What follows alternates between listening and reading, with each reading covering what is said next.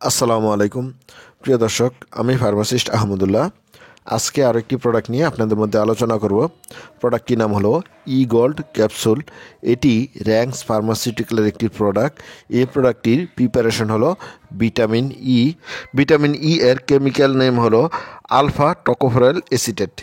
প্রিয় দর্শক, প্রথমেই জানিয়ে দেব এই প্রোডাক্টটি যেসব রোগে ব্যবহার করা হয়। প্রথম ব্যবহারটি হলো অ্যালজাইমার রোগে ব্যবহার করা হয়। অ্যালজাইমার রোগ হলো এক ধরনের বার্ধক্যজনিত ও সুস্পষ্ট কারণবিহীন স্নায়বিক অবক্ষয়মূলক রোগ, যা চিত্তভ্রংশের সবচেয়ে সাধারণ রূপ। এই রোগের কোনো প্রতিকার নেই। রোগটি অগ্রগতির সাথে সাথে রোগীর অবস্থার অবনতি হয় এবং অবশেষে রোগী মৃত্যুর পথে পরিচালিত হয়।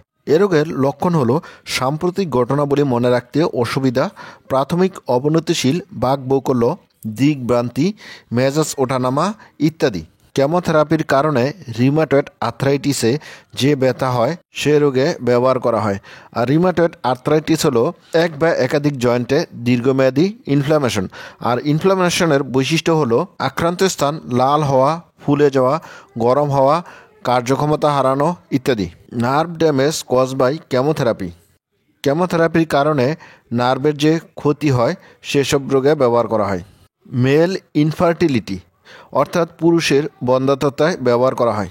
এজ রিলেটেড মেকুলার ডিজেনারেশন, এটি একটি চোখের রোগ যা আপনার কেন্দ্রীয় দৃষ্টিকে ঝাপসা করে দিতে পারে। বয়স সম্পর্কিত মেকুলার ডিজেনারেশন 50 বছর বা তার বেশি বয়সের লোকদের মধ্যে অন্ধত্বের একটি প্রধান কারণ। এটি একটি দীর্ঘস্থায়ী প্রগতিশীল চোখের রোগ যা কেন্দ্রীয় দৃষ্টি বা মেকুলাকে প্রভাবিত করে। আর এ রোগটি এক চোখ বা উভয় চোখে ঘটতে পারে এবং ধীরে ধীরে অগ্রগতি হতে পারে, যার ফলে দৃষ্টিশক্তি ঝাপসা বা বিকৃতি হতে পারে বা এমনকি গুরুতর ক্ষেত্রে দৃষ্টিশক্তি হ্রাস পায়। পরের ব্যবহারটি হলো ক্যারোটেক্টমি। ক্যারোটেক্টমি হলো এক ধরনের রিফ্লেকটিভ লেজার সার্জারি যা অল্প দৃষ্টি, অদূরদর্শিতা এবং দৃষ্টিভঙ্গি অসমভাবে বাঁকা কর্নিয়া সংশোধন করতে কর্নিয়াকে পুনরায় আকার দেয়। এটি চশমা বা কন্টাক্ট লেন্সের উপর নির্ভরতা কমাতে বা দূর করতে সাহায্য করে। প্রতিসরণমূলক অস্ত্রোপচারের লক্ষ্য হল প্রতিসরণ ত্রুটি সম্পূর্ণ অনুপস্থিতির অর্জনের পরিবর্তে চশমা এবং কন্টাক্ট লেন্সের উপর কম নির্ভরতাকে অনুমতি দেয়। প্রিমেনস্ট্রুয়াল সিনড্রোম অর্থাৎ ঋতুস্রাবের পূর্ব লক্ষণে ব্যবহার করা হয়। সর্বশেষ ব্যবহারটি হলো হার্ট ডিজিজ। বেদনাদায়ক মাসিকের সময়কালে যে হৃদরোগ হয় সেসব রোগে ব্যবহার করা হয়।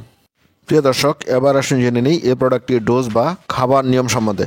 বয়স সম্বন্ধিত মেকুলার ডিজেনারেশনে ভিটামিন ই প্রতিদিন 400 থেকে 600 দৈনিক একবার খাবেন। হৃদরোগে ভিটামিন ই 200 প্রতিবেলা একবার করে দিনে 3 বার খাবেন। ডিমনেশিয়া বা অ্যালজাইমার রোগে ভিটামিন ই 800 থেকে 2000 দিনে 2 বার খাবেন। রিউমাটয়েড আর্থ্রাইটিসের ব্যথাতে প্রতিদিন ভিটামিন ই 600 দিনে একবেলা খাবেন। পুরুষের বন্ধ্যাত্বের উন্নতিতে ভিটামিন ই 200 থেকে 600 দৈনিক একবার করে খাবেন। মাসিকের সিনড্রোমে ভিটামিন ই 400 প্রতিদিন একবার করে খাবেন। বেদনাদায়ক মাসিক সময়কালে ভিটামিন ই 200 প্রতিদিন একবার করে খাবেন। প্রিয় দর্শক, এবার আসুন জেনে নেই এই প্রোডাক্টটির পার্শ্ব প্রতিক্রিয়া বা সাইড এফেক্ট সম্বন্ধে। এই ওষুধটি দৈনিক 100 এর বেশি মাত্রায় খেলে ডায়রিয়া এবং পেটে ব্যথা হতে পারে। প্রিয় দর্শক, এবার আসুন জেনে নিই এই প্রোডাক্টটির প্রেগনেন্সি ক্যাটাগরি।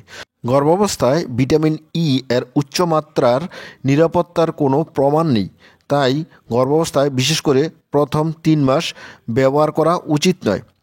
বুকের দুধে নিঃসরণ সম্বন্ধে কোনো তথ্য পাওয়া যায় না, তাই স্তন্যদান করানোর সময় ব্যবহার না করার পরামর্শ দেওয়া হয়। প্রিয় দর্শক, এবার আসুন জেনে নিই এই প্রোডাক্টটির প্রাইস সম্বন্ধে। এই প্রোডাক্টটি প্রতিটা 200 IU ক্যাপসুলের দাম 4 টাকা 2 পয়সা। প্রিয় দর্শক, এই ছিল ই গোল্ড ক্যাপসুল সম্বন্ধে গুরুত্বপূর্ণ ইনফরমেশন। আসসালামু আলাইকুম।